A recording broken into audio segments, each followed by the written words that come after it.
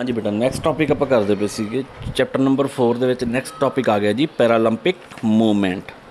ਹੁਣ ਸਭ ਤੋਂ ਪਹਿਲਾਂ ਬੇਟਾ ਪੈਰਾਲੰਪਿਕ ਵਰਡ ਜਿਹੜਾ ਵਾ ਇਹ ਗ੍ਰੀਕ ਲੈਂਗੁਏਜ ਤੋਂ ਲਿਆ ਗਿਆ ਵਾ। ਪੈਰਾ ਐਂਡ ਓਲੰਪਿਕ ਦਾ ਮੀਨਸ ਹੈ ਪੈਰਲਲ ਗੇਮਸ। ਓਲੰਪਿਕ ਨੂੰ ਐਲੂਸਟ੍ਰੇਟ ਨੂੰ ਦਰਸਾਉਂਦਾ ਹੈ। ਇਹ two movement side by side ਚੱਲਦੀਆਂ ਹਨ। ਇੰਟਰਨੈਸ਼ਨਲ ਪੈਰਾਲੰਪਿਕ ਕਮੇਟੀ ਜਿਹਨੂੰ IPC ਕਹਿੰਦੇ ਨੇ ਦੀ ਗਲੋਬਲ ਗਵਰਨਿੰਗ ਬੋਡੀ ਹੈ। ਪੈਰਾਲੰਪਿਕ ਮੂਵਮੈਂਟ ਇਸ ਦਾ ਪਰਪਸ ਹੈ ਸਮਰ ਐਂਡ ਵਿੰਟਰ ਦੀਆਂ ਪੈਰਾਲੰਪਿਕਸ ਗੇਮ ਦਾ ਆਰਗੇਨਾਈਜ਼ ਕਰਨਾ ਅਤੇ ਵਰਲਡ ਲੈਵਲ ਦੀਆਂ ਚੈਂਪੀਅਨਸ਼ਿਪ ਐਂਡ ਅਦਰ ਕੰਪੀਟੀਸ਼ਨ ਦੀ ਸੁਪਰਵਿਜ਼ਨ ਐਂਡ ਕੋਆਰਡੀਨੇਸ਼ਨ ਕਰਨ ਲਈ 10 ਸਪੋਰਟ ਲਈ ਇੰਟਰਨੈਸ਼ਨਲ ਫੈਡਰੇਸ਼ਨ ਵਜੋਂ ਕੰਮ ਕਰਨਾ। IPC ਜੋ 200 ਮੈਂਬਰ ਦੁਆਰਾ ਚਲਾਇਆ ਜਾਂਦਾ ਹੈ।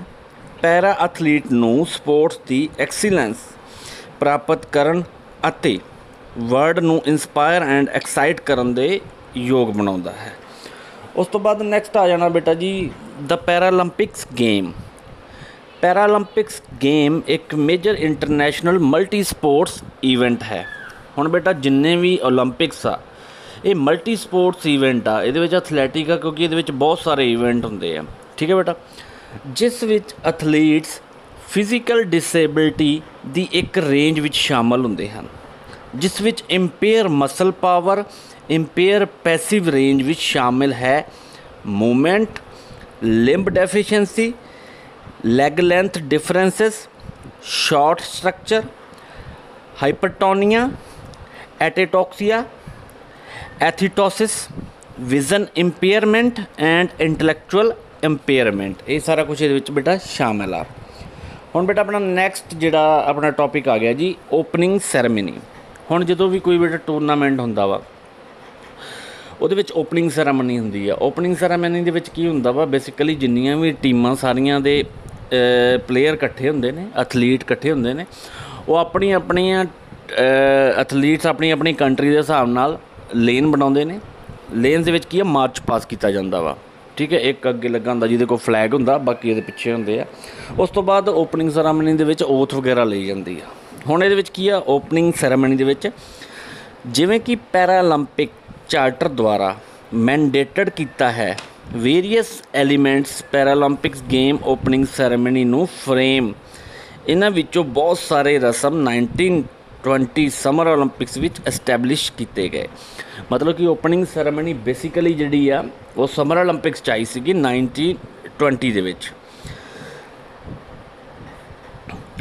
ਐਂਟਵਰਪ ਓਲੰਪਿਕਸ ਵਿੱਚ ਸੈਰੇਮਨੀ ਆਮ ਤੌਰ 'ਤੇ ਹੋਸਟ ਕੰਟਰੀ ਦਾ ਫਲੈਗ ਲਹਿਰਾਉਣ ਅਤੇ ਇਸ ਦੇ ਨੈਸ਼ਨਲ ਐਂਥਮ ਨੂੰ ਦੇ ਪਰਫੋਰਮੈਂਸ ਨਾਲ ਸਟਾਰਟ ਹੁੰਦਾ ਹੈ। ਮਤਲਬ ਕਿ ਜਿਹੜੀ ਕੰਟਰੀ 'ਚ ਹੁੰਦਾ ਪਿਆ ਉਹਦਾ ਫਲੈਗ ਲਹਿਰਾਉਂਦੇ ਨੇ। ਉਸ ਤੋਂ ਬਾਅਦ ਕੀ ਹੁੰਦਾ ਬੇਟਾ ਫਲੈਗ ਤੋਂ ਬਾਅਦ ਉਸ ਕੰਟਰੀ ਦਾ ਨੈਸ਼ਨਲ ਐਂਥਮ ਗਾਇਆ ਜਾਂਦਾ ਵਾ ਜਿੱਥੇ ਵੀ ਇਹ ਗੇਮਾਂ ਹੁੰਦੀਆਂ ਪਈਆਂ ਨੇ। ਓਲੰਪਿਕ ਗੇਮ ਦੇ ਉਲਟ ਨੈਸ਼ਨਲ ਐਂਥਮ ਤੋਂ ਤੁਰੰਤ ਬਾਅਦ ਐਥਲੀਟ ਨੇ ਸਟੇਡੀਅਮ ਵਿੱਚ ਪਰੇਡ ਕੀਤੀ, ਗਰੁੱਪ ਬਾਏ ਨੇਸ਼ਨ ਨਾਲ ਸਾਂਝੇ ਕੀਤੇ।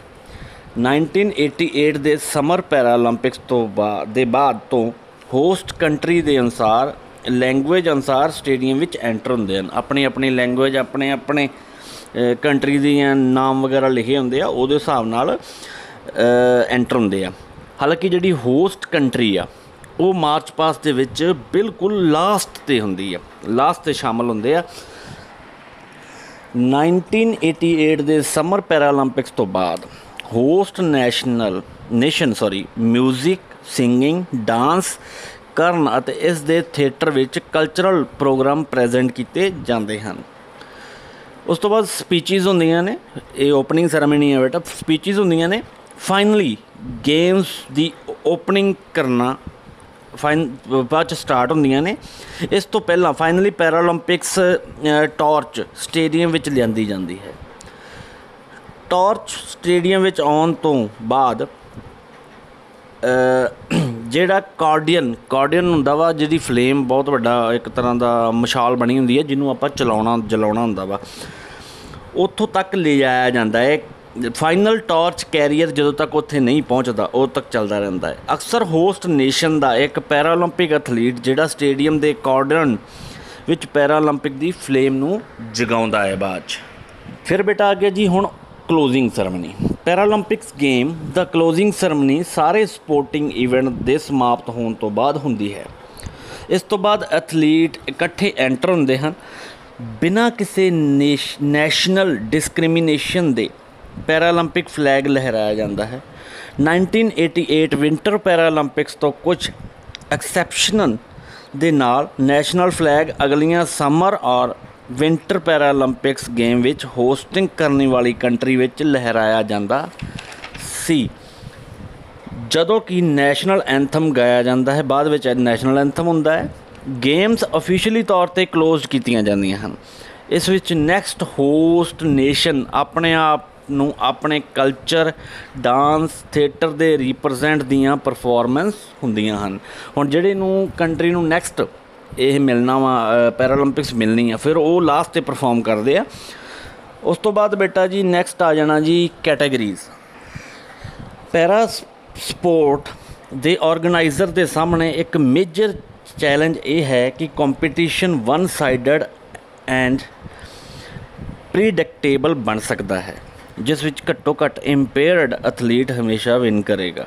ਇਸ ਨੂੰ ਰੋਕਣ ਲਈ ਪੈਰਾ ਐਥਲੀਟਸ ਨੂੰ ਆਪਣੀ ਇੰਪੇਅਰ ਦੇ ਬੇਸ 'ਤੇ ਕੰਪੀਟੀਸ਼ਨ ਲਈ ਕੈਟਾਗਰੀ ਵਿੱਚ ਰੱਖਿਆ ਜਾਂਦਾ ਹੈ। ਮਤਲਬ ਕਿ ਵੱਖਰੀਆਂ ਵੱਖਰੀਆਂ ਬੇਟਾ ਕੈਟਾਗਰੀ ਹੁੰਦੀਆਂ ਨੇ। ਕਈ ਹੁਣ ਲੋਕਾਂ ਨੂੰ ਦਿਸਦਾ ਨਹੀਂ ਗਾ, ਉਹਨਾਂ ਦੀ ਕੈਟਾਗਰੀ ਵੱਖਰੀ ਹੋਊਗੀ। ਕਿਸੇ ਦੀ ਲੈਗ ਲੈਂਥ ਘੱਟ ਆ, ਉਹ ਦੂਸਰੀ ਕੈਟਾਗਰੀ 'ਚ ਹੋਊਗਾ। ਕਿਸੇ ਦਾ ਹੱਥ ਨਹੀਂ ਹੈਗਾ ਜਾਂ ਕੁਛ ਵੀ ਆ, ਉਹ ਵੱਖਰੀ ਕੈਟਾਗਰੀ 'ਚ ਹੋਊਗਾ। ਇਹਨਾਂ ਨੂੰ ਸਪੋਰਟ ਕਲਾਸਿਸ ਕਿਹਾ ਜਾਂਦਾ ਹੈ। Paralympic athletes the body structure and functioning ਵਿੱਚ ਇੰਪੇਅਰਮੈਂਟ ਹੁੰਦੀ ਹੈ, ਜੇ ਸਪੋਰਟਸ ਵਿੱਚ ਕੰਪੀਟੀਟਿਵ ਡਿਸਐਡਵਾਂਟੇਜ ਦਾ ਕਾਰਨ ਬਣਦੀ ਹੈ। ਨਤੀਜੇ ਵਜੋਂ ਇਹ ਇਨਸ਼ੋਰ ਕਰਨ ਲਈ ਕ੍ਰਾਈਟੀਰੀਆ ਬਣਾਇਆ ਗਿਆ ਹੈ ਕਿ ਜਿੱਤ ਦਾ ਨਿਰਣਾ skill, fitness, power, endurance, tactical ability and mental focus ਦੁਆਰਾ ਕੀਤਾ ਜਾਂਦਾ ਹੈ। ਜਦੋਂ ਕੋਈ ਐਥਲੀਟ ਕੰਪੀਟ ਕਰਨਾ ਸਟਾਰਟ ਕਰਦਾ ਹੈ ਤਾਂ ਉਸ ਨੂੰ ਇੱਕ ਕਲਾਸ ਅਲੋਕੇਟ ਕੀਤੀ ਜਾਂਦਾ ਹੈ, ਜੋ ਐਥਲੀਟ ਦੇ ਪੂਰੇ ਕੈਰੀਅਰ ਦੌਰਾਨ ਰਿਵਿਊ ਕੀਤਾ ਜਾ ਸਕਦੀ ਹੈ। IPC ਨੇ physical, visual and intellectual impairment ਸਮੇਤ 10 ਡਿਸੇਬਿਲਿਟੀਜ਼ ਕੈਟਾਗਰੀਜ਼ ਐਸਟੈਬਲਿਸ਼ ਕੀਤੀਆਂ। ਇਹਨਾਂ ਵਿੱਚੋਂ ਕਿਸੇ ਇੱਕ ਡਿਸੇਬਿਲਿਟੀ ਵਾਲੇ ਐਥਲੀਟ ਪੈਰਾਲੰਪਿਕ ਵਿੱਚ ਕੰਪੀਟ ਕਰ ਸਕਦੇ ਹਨ। ਹਾਲਾਂਕਿ ਹਰ ਸਪੋਰਟ ਡਿਸੇਬਿਲਿਟੀ ਕੈਟਾਗਰੀ ਲਈ ਅਲਾਉ ਨਹੀਂ ਕਰ ਸਕਦੇ। ਇਹ category summer and winter Olympics ਦੋਵਾਂ ਲਈ ਅਪਲਾਈ ਹੁੰਦੀਆਂ ਹਨ। ਉਸ ਤੋਂ ਬਾਅਦ ਆ ਗਿਆ ਜੀ ਦਾ ਪੈਰਾਲੰਪਿਕ ਮੂਵਮੈਂਟ। 1944 ਵਿੱਚ ਬ੍ਰਿਟਿਸ਼ ਗੌਰਮੈਂਟ ਦੀ ਰਿਕੁਐਸਟ 'ਤੇ ਡਾਕਟਰ ਲੁਡਵਿਗ ਗੁਟਮੈਨ ਨੇ spinal injuries centre Stoke Mandeville hospital Great Britain ਵਿੱਚ ਖੋਲ੍ਹਿਆ। ਇਹ ਯਾਦ ਰੱਖਿਓ ਜੇ ਬੇਟਾ, ਪੈਰਾਲੰਪਿਕ ਮੂਵਮੈਂਟ ਦੀ ਸਟਾਰਟ ਕਿੱਥੋਂ ਹੋਇਆ ਸੀ? 1944 ਦੇ ਵਿੱਚ। ਅਤੇ ਕੀਤਾ ਕਿਹਨੇ ਸੀਗਾ? ਡਾਕਟਰ ਲੁਡਵਿਗ ਗੁਟਮੈਨ ਨੇ। ਇਹ ਇੰਗਲੈਂਡ ਦੇ ਵਿੱਚ ਸਟਾਰਟ ਹੋਏਗਾ, ਜਿਨ੍ਹਾਂ ਦੇ ਸਪਾਈਨਲ ਕੋਡ ਇੰਜਰੀ ਆ ਅਤੇ ਜਿਹੜੇ ਆਰਮੀ 'ਚੋਂ ਜਿਨ੍ਹਾਂ ਨੂੰ ਇੰਜਰੀ ਵਗੈਰਾ ਹੋ ਗਈ ਸੀ ਉਹਨਾਂ ਦੇ ਕਰਕੇ। ਡਾਕਟਰ ਗੁਟਮੈਨ ਦਾ ਏਮ ਡਿਸੇਬਿਲਿਟੀ ਵਾਲੇ ਲੋਕਾਂ ਨੂੰ ਐਲੀਟ ਸਪੋਰਟਸ ਕੰਪੀਟੀਸ਼ਨ ਕਰਵਾਉਣਾ ਸੀ, ਜੋ ਓਲੰਪਿਕਸ ਗੇਮ ਦੇ ਬਰਾਬਰ ਹੋਵੇ। 1948 ਵਿੱਚ ਸਰ ਲੁਡਵਿਗ ਨੇ ਇੰਗਲੈਂਡ ਦੇ ਸਟ੍ਰੋਕ ਮੈਂਡਵਿਲ ਵਿੱਚ ਸਪਾਈਨਲ ਕੋਡ ਰਿਲੇਟਡ ਇੰਜਰੀ ਨਾਲ ਸੈਕਿੰਡ ਵਰਲਡ ਵਾਰ ਦੇ ਵੈਟਰਨਸ ਨੂੰ ਸ਼ਾਮਲ ਕਰਨ ਲਈ ਇੱਕ ਸਪੋਰਟਸ ਕੰਪੀਟੀਸ਼ਨ ਕਰਵਾਇਆ। ਇੰਟਰਨੈਸ਼ਨਲ ਮੂਵਮੈਂਟ, ਜਿਸ ਨੂੰ ਹੁਣ ਪੈਰਾਲੰਪਿਕ ਮੂਵਮੈਂਟ ਕਿਹਾ ਜਾਂਦਾ ਹੈ, ਪਹਿਲੀ ਵਾਰ 1960 ਇਟਲੀ ਦੇ ਰੋਮ ਵਿੱਚ ਹੋਈਆਂ। ਉਦੋਂ ਤੋਂ ਹੀ ਇਹ 4 ਈਅਰ ਬਾਅਦ ਹੁੰਦੀਆਂ ਹਨ। 1976 ਵਿੱਚ ਪੈਰਾਲੰਪਿਕ ਦੀ ਹਿਸਟਰੀ ਵਿੱਚ ਪਹਿਲੀ ਵਾਰ ਵਿੰਟਰ ਗੇਮ ਸਵੀਡਨ ਵਿੱਚ ਕਰਾਈਆਂ ਗਈਆਂ, ਜਿਸ ਵਿੱਚ 23 ਕੰਟਰੀ ਦੇ 400 ਐਥਲੀਟ ਨੇ ਪਾਰਟੀਸਪੇਸ਼ਨ ਕੀਤੀ।